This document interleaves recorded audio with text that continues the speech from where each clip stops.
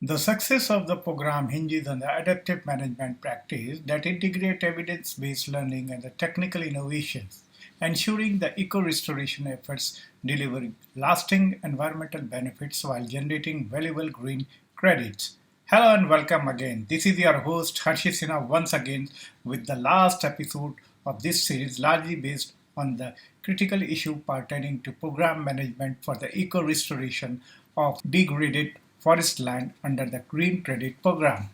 The Green Credit Program initiates for eco-restoration of degraded forest land requires robust program management to ensure ecological revival and sustainable outcome. This management framework encompasses strategic oversight, stakeholder coordination, and implementation mechanism. Key component includes comprehensive baseline assessment to identify degradation level and restoration potential, followed by a tailored intervention strategy incorporating native species selection and ecological succession approach. Resource mobilization involves blending public funding, private investment, and community contribution through the credit mechanism which quantify the ecological service generated. Implementation relies on the phased approach with a clear defined milestone supported by advanced monitoring system utilizing remote sensing, GIS mapping, and the ground verification protocols. Stakeholders engagement ensure participation from government agency, local communities, technical institute, and the private investment through well-defined role and communication channels. This slide expresses the phased implementation approach in the program management of Green Credit Program. The phased implementation approach depicted in the slide outlined a systematic strategy for executing eco-restoration project through four distinct stages, each with a specific budget allocation and objective. Year 1 establishment phase focuses on the site preparation with the highest cost intensity, that is 30 to 40% of the total budget. This initial investment is critical for the baseline assessment and infrastructure establishment, setting the foundation for all subsequent work. Proper site preparation ensures the project start with the optimal condition.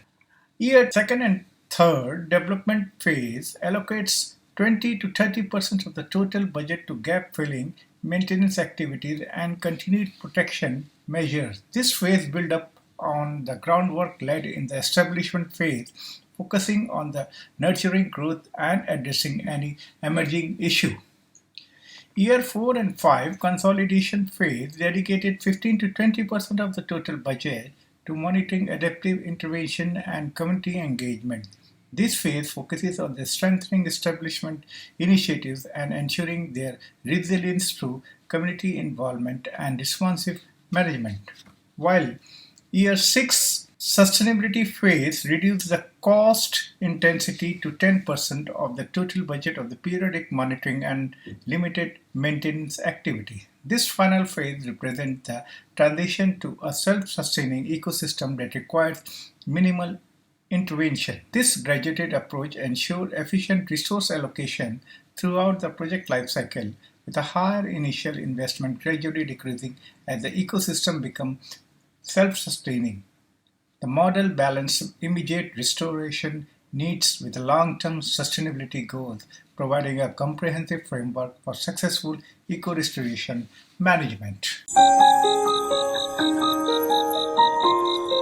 This slide describes the Green Credit Issuance Process. The Green Credit Issuance Process illustrated in the slide outline a comprehensive five-step framework that ensure accountability, transparency, and credibility in the environmental restoration initiative. The process begins with the restoration implementation, that is step 1, which involves executing a approved restoration plan according to the technical specification and establish a timeline. This foundation ensures all activity aligned with the scientific best practices and the project objective. Progress monitoring, the second step, follows with the regular assessment for the restoration outcome against the predefined ecological indicators and the milestone. This continuous evaluation provides a data-driven insight into project performance and enables timely adjustment when necessary. The third step, independent verification, introduces third-party validation of restoration success, measuring results against established ecological requirements. The independent assessment adds credibility to the process by ensuring objective evaluation of environmental outcome. Upon successful verification, certification initiation, that is the step 4, occurs where formal certification of restoration achievement take place and the corresponding green credit are issued. These steps transform the ecological progress into quantifiable credits that can be traded or recognized. Finally, the registry recording, that is the step 5, documents all issued credit in the National Green Credit Registry, establishing transparency and facilitating the tracking across the system. This centralized documentation creates a permanent record of environmental achievement. This slide expresses the ecological success of indicators for credit issuance. The slide presents 4 critical ecological success indicators that serve as a measurable benchmark for determining when green credit can be issued in an ecosystem restoring project. Vegetation establishment focus on the minimum survival rate of 70 to 80% for a planted species along consistent regeneration and understory development that indicates ecosystem functionality. This indicator ensures that the plant communities are not only surviving but thriving and creating the foundation for the ecosystem recovery. The soil improvement measures positive changes in the soil organic matters, moisture retention capacity, and the microbial activity. These parameters reflect the restoration of soil health and ecosystem process which are functional to long-term ecological sustainable and resilience. The biodiversity enhancement monitors increase in the species diversity and evidence of wildlife utilization under improved habitat conditions. The presence of and activity of various species demonstrate the ecological recovery and indicates that the restored area is becoming a functioning habitat. And the last one is related with the hydrological function, assess improved water infiltration, reduce runoff, and enhance the groundwater recharge, resulting in restoration of watershed function and ecosystem services. This indicator recognizes the critical role of water system in ecosystem health. Together, these indicators create a comprehensive framework for evaluating restoration success across multiple ecological dimensions. This science-based approach enhances the credibility and environmental integrity of a green credit system. The Green Credit Valuation Methodology. The Green Credit Valuation Methodology outlined the image present a systematic 4-step framework for determining the value of a green credit in ecological restoration project. This approach ensured that credit valuation accurately reflects both restoration efforts and ecological outcome. The process begins with a baseline ecological assessment, which provides a comprehensive evaluation of initial site condition. This crucial first step establishes the starting point against which all future improvements will be measured, creating a foundation for a meaningful valuation. The next is related with the restoration efforts quantification that follows as the second step, measuring the inputs and intervention applied during the restoration process. This includes accounting for the resource technique and the technologies deployed to rehabilitate the ecosystem. The third step involves ecological outcome measurement, which documents actual environmental improvement resulting from the restoration activity. This science-based assessment quantifiable tangible ecological gain achieved through the intervention. Finally, credit valuation determination calculates the actual credit value based on the ecological significance and restoration complexity. These steps translate environmental improvement into monetary terms, accounting for the unique challenges of each project. As noted in the image, this methodology follows a comprehensive approach that correlates both the inputs and the output. This balanced evaluation produces more genuine environmental improvement while recognizing the varying challenges and contexts across the different restoration scenarios. Thus, the result is a credible valuation system that appropriately rewards ecological restoration based on the both efforts and the outcome.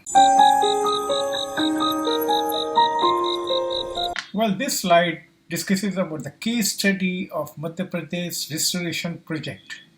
The Madhya Pradesh Restoration Project represents a successful eco-restoration initiative covering 500 hectares of degraded forest in Betul districts implemented by the Indian Oil Corporation. The project targeted moderately degraded forest with 30% of canopy cover, addressing the multiple challenges including the soil erosion, invasive species proliferation, and grazing pressure. The cost breakdown reveals a comprehensive investment strategy with site preparation requiring the highest allocation at rupees 18,000 per hectare, followed by the planting material at rupees 15,000 per hectare. Labor and implementation cost totaled rupees 20,000 per hectare, while the protection measures and monitoring necessitate rupees 12,000 per hectare and rupees 6,000 per hectare respectively. This results in a total cost of rupees 1 crore for the entire 500 hectares restoration efforts. The project achieved impressive ecological outcome with 85% survival rate of planted species over 3 years along the site, significant improvement in biodiversity and the soil condition.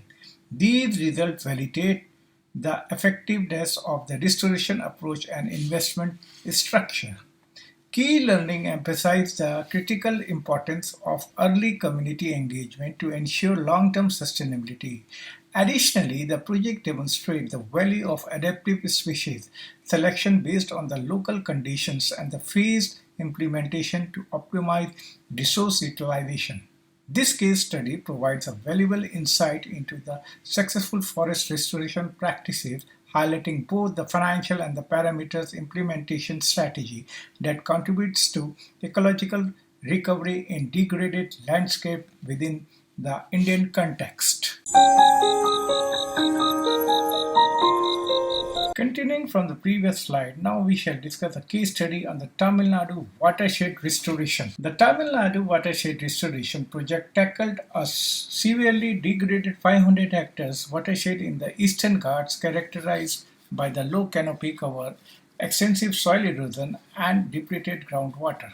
This challenging terrain and extreme climatic condition presented significant restoration challenges. The restoration team implemented an integrated watershed management approach that strategically combined soil and water conservation measures, that is the 40% of the budget, with a drought-resistant native species, that is the 30% of the budget. This comprehensive strategy was rounded out with a community participation mechanism, which received 25% of the project resource, ensuring the local involvement and the local sustainability. Result demonstrated remarkable ecological recovery at cost of rupees 2 crores, that is 40,000 per hectare. The project yield significantly improvements in the vegetation cover, which increased by 40% within the 3 years. Additionally, water availability sustainability improved during the same period, benefiting both the ecosystem and the local communities. The success of this initiative highlights the effectiveness of an integrated approach to watershed restoration that addresses multiple ecological factors simultaneously while engaging local communities as essential stakeholders.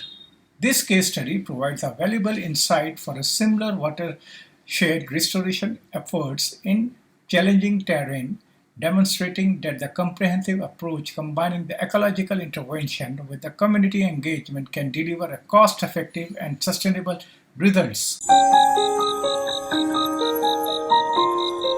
Now we shall discuss one of the important topics about the quality assurance in restoration implementation.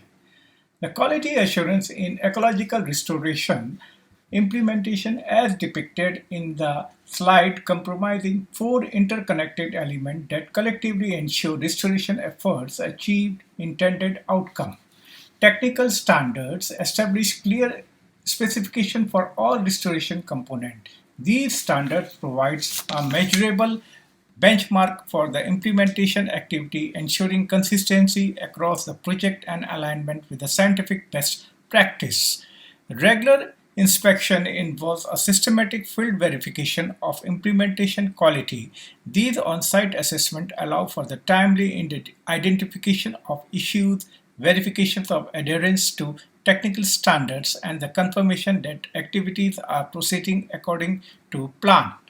The comprehensive documentation creates a detailed record of all activities and intervention.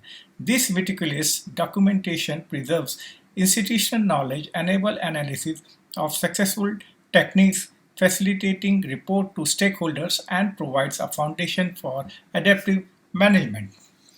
The feedback mechanism established for the continuous improvement based on the field experience. These channel allows implementers to report challenges, suggest improvement, and share innovation that emerges during the practical application. Overall, the integration of these four components creates a robust quality assurance system that maintains implementation quality while providing accountability for resource utilization. This systematic approach bridges the gap between the restoration plans and on-ground reality, adapting to challenges while maintaining the focus on ecological outcomes.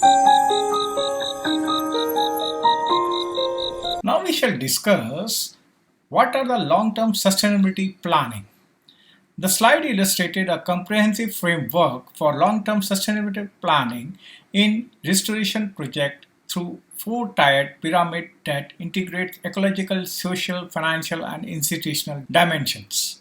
At the apex lies the ecological sustainability, focusing on the developing a self-sustaining local ecosystem that requires minimal intervention once established. This represents the ultimate goal of restoration efforts. The second tier addresses social sustainability through community stewardship and benefit. These elements recognize that long-term ecological success depends on the local community engagement, ownership, and tangible benefits derived from restoration. The other is related with the financial sustainability that forms the third tier, emphasizing the importance of the long-term resource mobilization. These financial structure ensures continued funding for any necessary maintenance or monitoring activities beyond the initial implementation phase. The foundation of the pyramid is institutional sustainability, which centers on the governance structures and capacity. This base ensured that appropriate organization and framework exist to oversee restoration outcome over extended time frame. The framework emphasizes creating a resilient and long-lasting ecological system by integrating the social factor, ensuring community support and engagement, and establishing institutional for ongoing effective management. This slide discusses about the biodiversity consideration in restoration planning. The biodiversity is a fundamental element in ecological restoration, ensuring resilience and sustainability. The attached image highlights the three key aspects of species selection principles, structural diversity, and the cost implication, all of which shape restoration outcome. Let us discuss one by one. The first one is the species selection principle. Prioritizing native species adapted to the local condition is essential. A combination of pioneer and the climax species ensures ecosystem stability. Additionally, selecting functionally diverse species, including the threatened and the climate resilient varieties, enhance the restoration success. The next is related with the structural diversity. Incorporating multi-layered vegetation such as the trees, shrubs, and herbs promotes habitat complexity and supports diverse wildlife microhabitats, and the landscape connectivity further strengthen the ecological interaction, ensuring long-term sustainability. And the last one is related with the cost implication. Biodiversity focused restoration often requires higher initial investment due to the specialized technique, diversified planting material, and intensive monitoring. However, these costs lead to a superior ecological resilience, improved ecosystem services, and reduces maintenance expense over time. Thus, by integrating species diversity, habitat complexity, and the cost efficiency into restoration planning, project can achieve stable, resilient ecosystem that provides a lasting environmental benefit.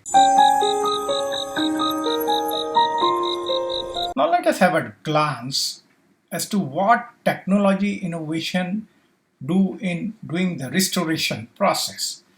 Advancement in the technology have significantly enhanced the efficiency and the precision in ecological restoration. The slide highlights three critical innovations that all of which streamline restoration efforts. The first is related with the drone-based monitoring. Unmanned aerial vehicles equipped with the multispectral sensor provide a high-resolution environmental assessment. Drone efficiently monitor vegetation health, growth pattern, and landscape challenges, reducing cost compared to the traditional ground survey. The next is related with the mobile data collection. Specialized in application allow field teams to input real-time data on soil condition, species diversity, and restoration progress. This eliminates manual reporting inefficiency and ensures standardized high-quality data for immediate analysis. And the last one is related with the AI-powered analysis. Artificial intelligence process vast data sets, identifying pattern and optimizing the restoration strategies. Machine learning models enhance the predictive analysis, allowing restoration managers to make informed decisions and refine intervention based on the ecological trends. Thus, by integrating these technological innovation, improve restoration accuracy, enhance adaptive management, and ensure cost-effective environmental recovery. By leveraging drone, mobile application, and AI restoration, projects achieve data-driven efficiency, transparent monitoring, and optimize the ecological outcome, ultimately contributing to the long-term sustainability. Well, this slide discusses about the climate resilience in restoration design. Climate resilience in restoration design focuses on enhancing an ecosystem ability to adapt and to recover from the climate related stress. One key strategy is the species diversity, where incorporating various species with a different climate tolerance and functional role improve the resilience to changing conditions and extreme events. Water management is also a crucial involving the integration of features like contour trench, check dams, and infiltration pits to regulate water flow and respond to shifting rainfall pattern effectively. Another critical element is the drought adaptation, which includes selecting drought-tolerant species and applying water conservation measures to help ecosystem enduring extended dry period and rising temperature. These strategies ensure long-term stability and the functions of the restored landscape. The landscape connectivity enhances the resilience further by linking restored area to allow species migration and genetic exchange. This connectivity boosts adaptive capacity, enabling ecosystem to adjust to climate change impact more effectively. Now, this slide discusses about the ecosystem services valuation. Ecosystem services valuation is the process of assigning economical, ecological, or social value to the benefits that natural ecosystem provides to human and the environment. These services are essential for sustaining life, supporting livelihoods, and maintaining environmental health. The chart provided highlights the six key ecosystem services and their relative value, showcasing how different ecological functions are prioritized. Water regulation emerged as the most highly valued services, reflecting its crucial role in maintaining the hydrological cycle, supporting agriculture, preventing floods, and ensuring water quality. close behind in soil conservation, which underpin agriculture productivity and prevent land degradation and erosion, highlighting its significance for food security and land sustainability. Carbon sequestration is also a major service emphasizing the importance of a forest and other ecosystem in absorbing carbon dioxide and mitigating climate change. This function has gained prominence in the global climate policy and the carbon credit market. Biodiversity contributes to ecosystem stability and resilience, while anti-FP such as fruits, medicinal plants, and fibers provide economic benefits to local communities. Recreation and tourism, while valued the least in this chart, still play an important role, especially in conservation of finance and raising awareness about the environmental protection. Valuing these services helps guide policy, land use planning, and conservation efforts by making the invisible benefits of nature more tangible. It supports sustainable development by ensuring that ecosystems are managed not only for short term gain but for long term ecological and economic health. Training and capacity building is one of the most important part of restoration. The training and capacity building are critical component of successful environmental restoration initiative. As highlighted in the slide, the Green Credit Program offers a wide range of resources to empower stakeholders with knowledge and skill needed for effective implementation. These resources include in-person workshops which facilitate hand-on learning and collaboration among the practitioners. Additionally, detailed technical manual provides structured guidance on restoration techniques, planning, and monitoring. The program also incorporates online learning module and mobile application ensuring accessible and flexible training for diverse participation including those in remote locations. These digital tools allow for continuous learning and skill enhancement at one's own pace. Field guides are another key resources offering practical site-specific information essential for on-ground implementation. Overall, by offering a blended learning approach combining theoretical knowledge with a practical application, the Green Credit Program ensures that all participants are well equipped to plan, execute, and monitor restoration projects effectively. This holistic capacity building strategies not only improve the quality of the restoration outcome but also foster long-term stewardship and the community engagement. Ultimately, these resources strengthen the institutional and individual capacity, laying a strong foundation for scalable and sustainable ecological restoration efforts. What knowledge management systems helps in doing the restoration? A well-structured knowledge management system is crucial for continuous improvement and adaptive management of restoration initiatives like the Green Credit Program. That begins with the data collection, which involves the systematic gathering of implementation experience and outcome from the field. The second stage, analysis and synthesis, focuses on extracting patterns, deriving insights, and identifying best practice from the collected data. This helps in understanding what works, what doesn't, and why, thereby framing a strong evidence base for decision making.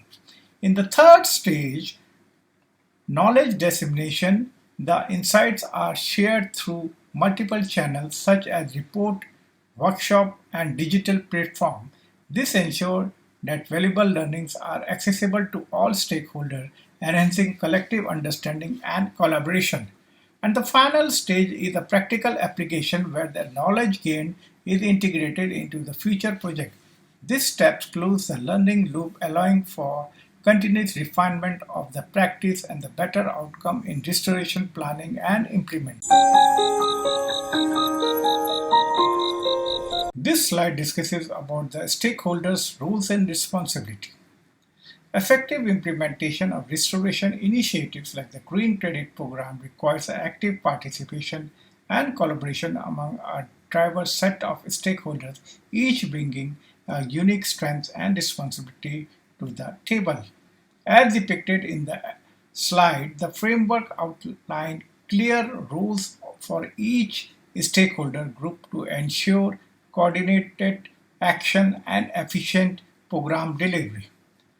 The Ministry of Environment, Forest and the Climate Change holds a central role by providing an overall policy direction and program oversight, along with approving financial norms and ensuring the integration of restoration efforts into broader national strategies.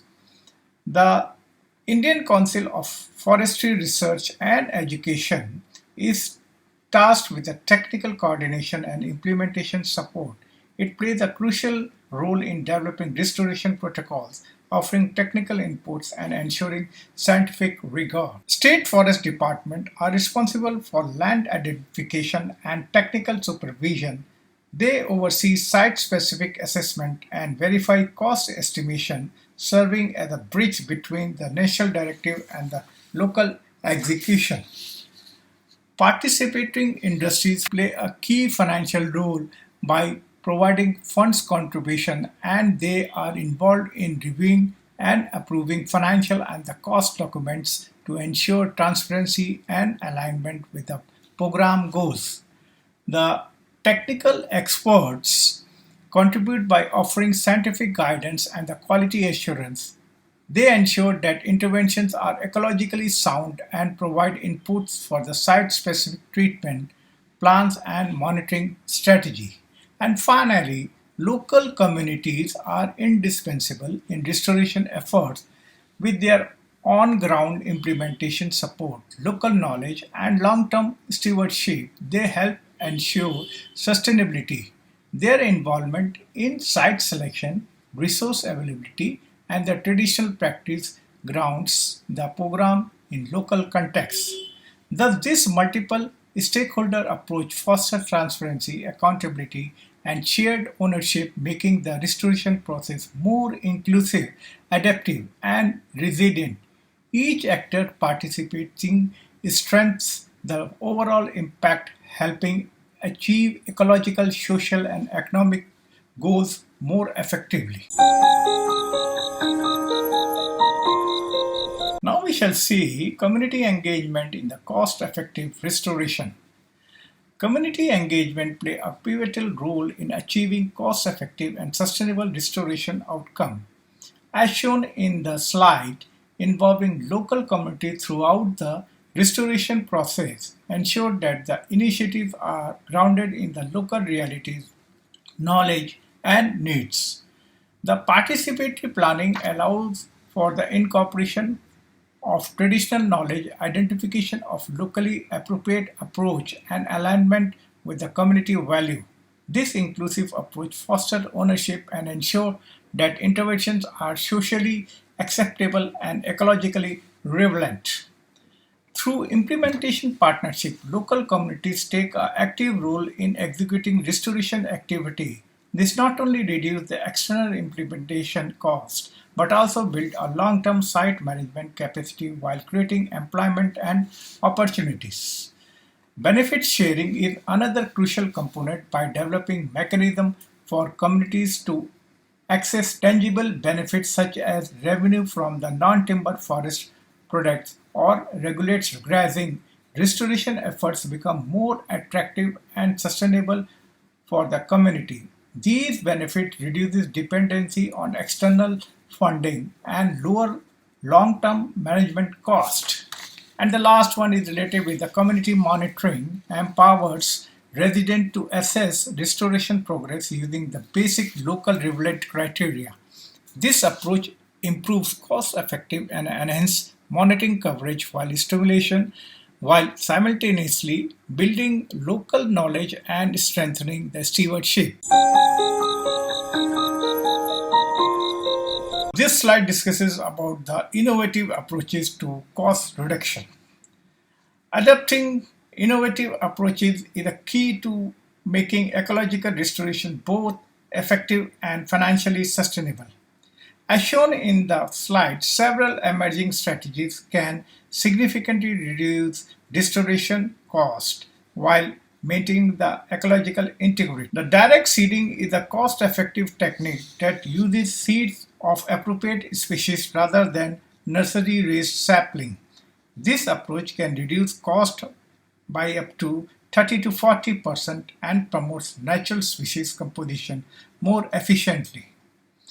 Drone technology offers transformative benefits in restoration. Drones are used for seed dispersal, site monitoring, and data collection, which significantly lower labor cost and improve precision in restoration planning.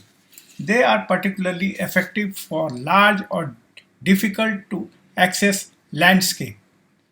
Microsite optimization involves selecting and focusing restoration efforts on ecological strategy zone.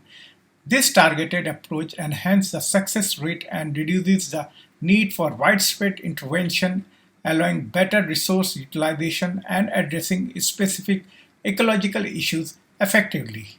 And the last one is related with the indigenous knowledge provides an invaluable insight for site-specific interventions.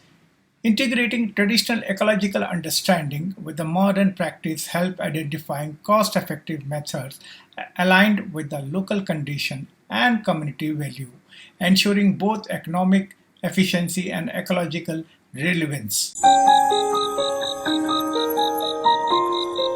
Now we shall discuss how scientific research integration in cost estimation. Integrating scientific research into cost estimation, enhancing the accuracy, efficiency, and effectiveness of the ecological restoration initiatives. As shown in the slide, this integration is achieved through a combination of evidence-based approach, pilot testing, research partnership, and adaptive management. We will discuss one by one. The evidence-based approach involves applying the latest scientific research on species performance, restoration techniques, and ecological dynamics to guide the design of intervention. This ensures that the resource allocation is optimized based on the proven outcome. Pilot testing allows for a small-scale trial of intervention before full-scale implementation. By testing cost feasibility and effectiveness in real-world conditions, these pilots reduce the risk of failure and help fine-tune strategy for broader application. Research partnership with the academic institution and expert enable the incorporation of cutting-edge knowledge and innovative method into restoration planning. These collaboration contributes to cost-effective solutions while enhancing ecological outcome. And the last one is related with adaptive management forms a critical feedback loop using learning from on-ground experience to adjust methods and improve cost estimates in real time. This dynamic process boosts long-term success by ensuring intervention remain efficient and relevant. This slide discusses about what should be the future direction for the Green Credit Program. The Green Credit Program, that is GCP, is evolving to enhance its impact on environmental restoration, sustainability, and market integration.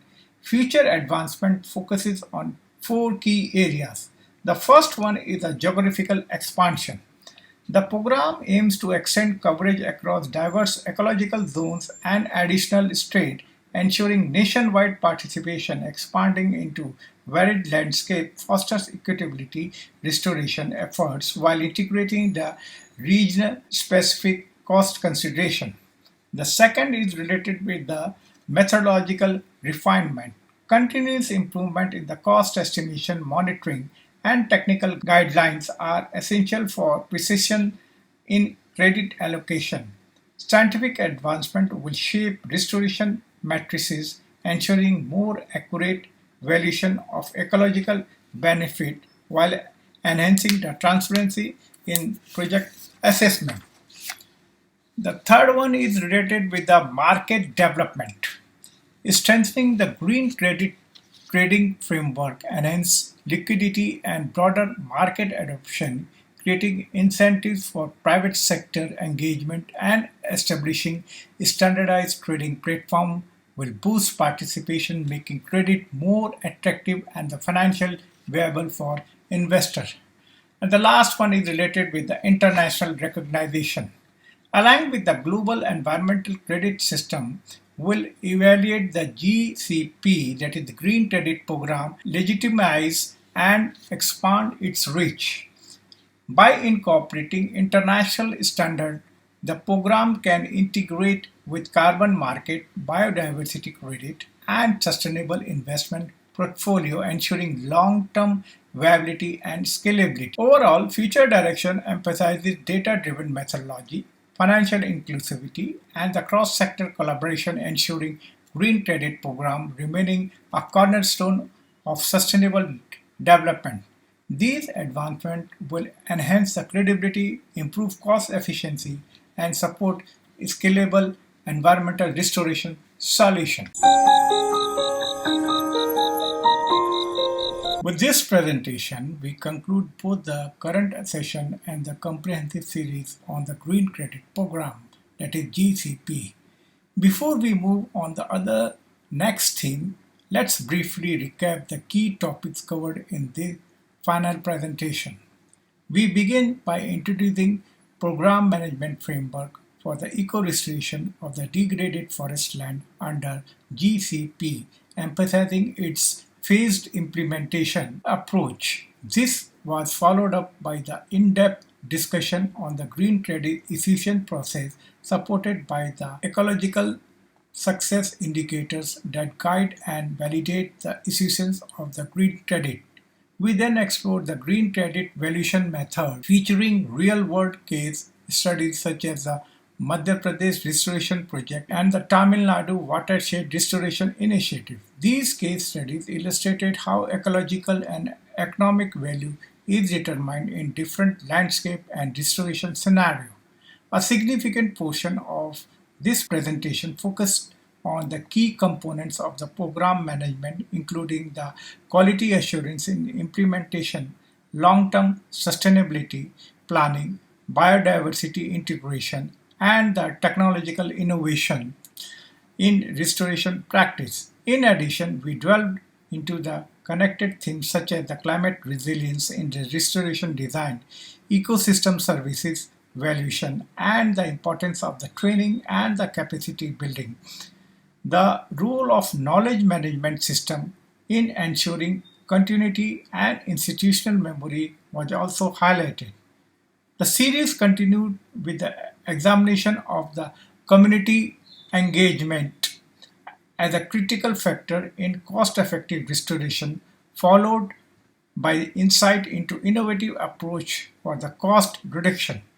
We also discussed the importance of the scientific research integration in refining the cost estimation model and ensuring evidence-based decision making.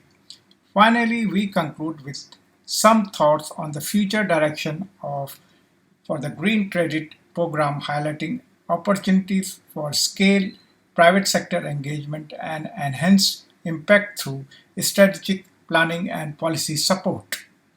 We hope this series have provided viewers with valuable and up-to-date insight into the India's Green Credit Program and its potential as a scalable model for ecological restoration. As a final note, we excited to announce that the Green Credit Program application will be released soon, coinciding with the launch of a new series on the energy sector scheduled for June. In the meantime, we will be releasing 5 episodes focusing on the various rules and regulations related to the waste management, an equally important aspect of the environmental governance. We are grateful for the growing support from our viewers, reflected in the rising subscription number and the viewership hour. Your continued interest and increasing inspire us to keep producing high quality, informative content on the environmental theme that matters. Thank you once again for being the part of this journey.